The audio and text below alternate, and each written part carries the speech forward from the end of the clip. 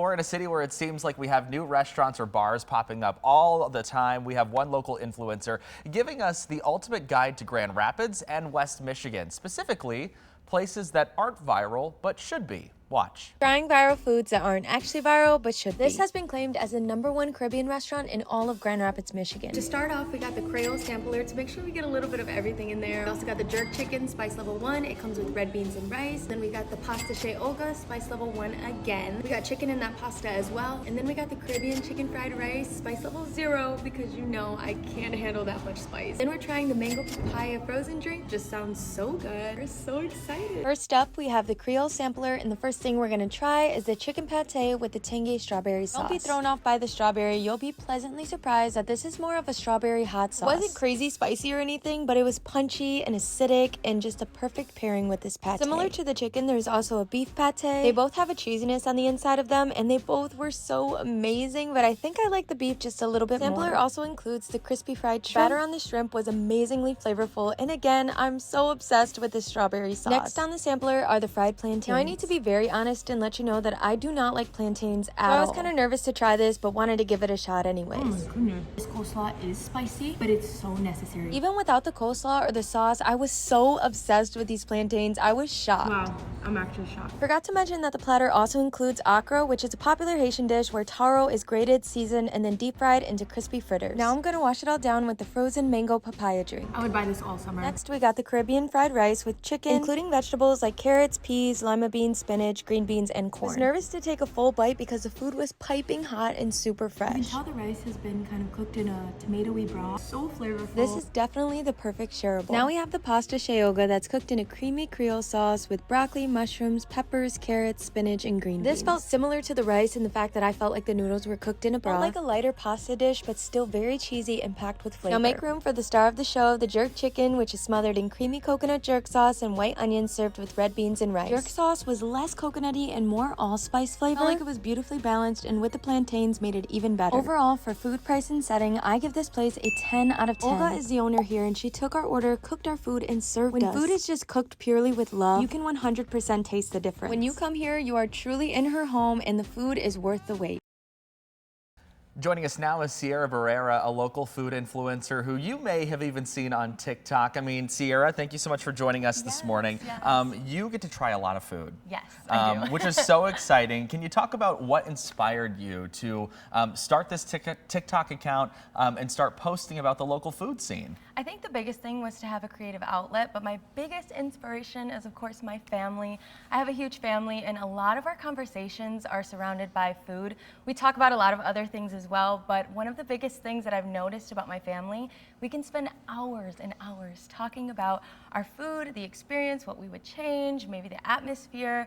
And so having those conversations really inspired me to just share what we already talk about naturally, but put it into video form because I love to edit as well. So yeah. I just thought that would be a really cool thing to do. Yeah, something that you seem to really have a passion for. I think it's really cool that you're taking your own family experiences and translating that into something that everybody can relate to. And you're not just like judging the food here. We're talking ambiance, we're talking the vibe of the place, we're talking the food. I mean, it's really cool. Yeah, we've got the full-blown review here. You seem like you're a full professional at it at this point. How long have you been doing this for now? Yeah, so with content in general, like for fun, but also I've been able to get a few jobs, not necessarily, what am I trying to say?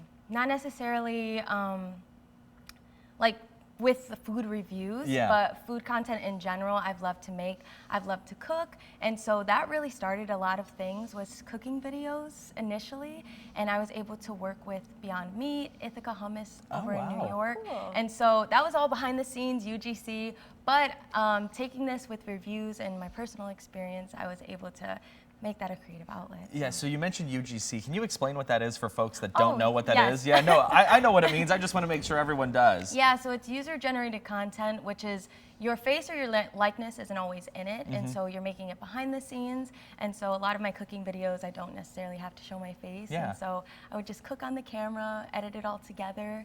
And so yeah, UGC is usually not your face or even your voice sometimes. It's really interesting because there are so many different ways you can buy into the influencer market, right? I mean, you're doing it one way with these food videos, which I think is so cool. You know, you clearly have a passion for highlighting local food places, and you have this love for food with your family. How do you translate your experiences, you know, growing up into your adult life and then into these videos? How do you get people to relate to them in your videos? Wow, that's a really great question because growing up, I actually experienced a lot of hardship with my family. There was a point where we were actually all homeless. And so dealing with homelessness and the lack of food, but also experiencing what great food tastes like, a really good steak, a really expensive meal, having both of those spectrums and those ends, I feel like really gives me something of credibility with my food palette in general, because I've known what really, really cheap food or no food at all tastes like, and also the best of food. And so I really try to tie in, what are people paying for their meals? What does it feel like? What's the experience? Because if the money that you have, you're going out to eat and you're spending a lot of money that you may not even have at the moment, you want to make sure that you're getting what you're paying for, essentially. And so that's the main thing I want to get across in my videos as well. If we can pull up some of her TikToks in that VO line, I want to show everybody, because you're talking about the prices too, right? Yes, Every time that you mention a food item, you do pop in there how much you paid for it. So it's very easy if you're using this as a food guide.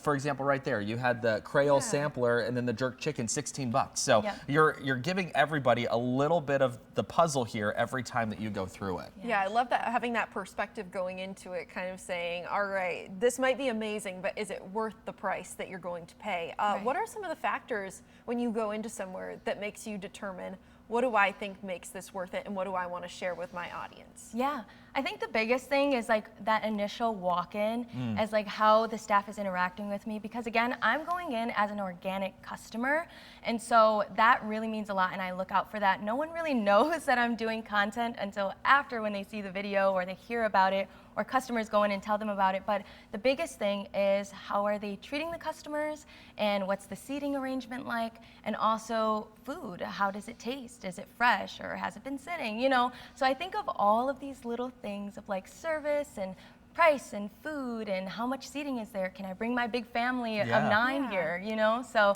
I think of all of these things, including my personal experience with my family again.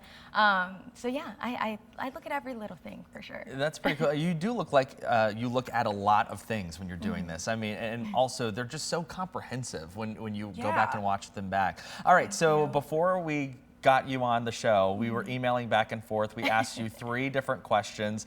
The first question we asked you, one of them, the top 3 restaurants that you have tried on TikTok. And you sent us 3 restaurants. If we could pull that up there. The first top 3 that you picked: Caffeine Place in Grand Rapids, Chez Olga, which is that TikTok that we just watched, and the Toasted Pickle in Rockford.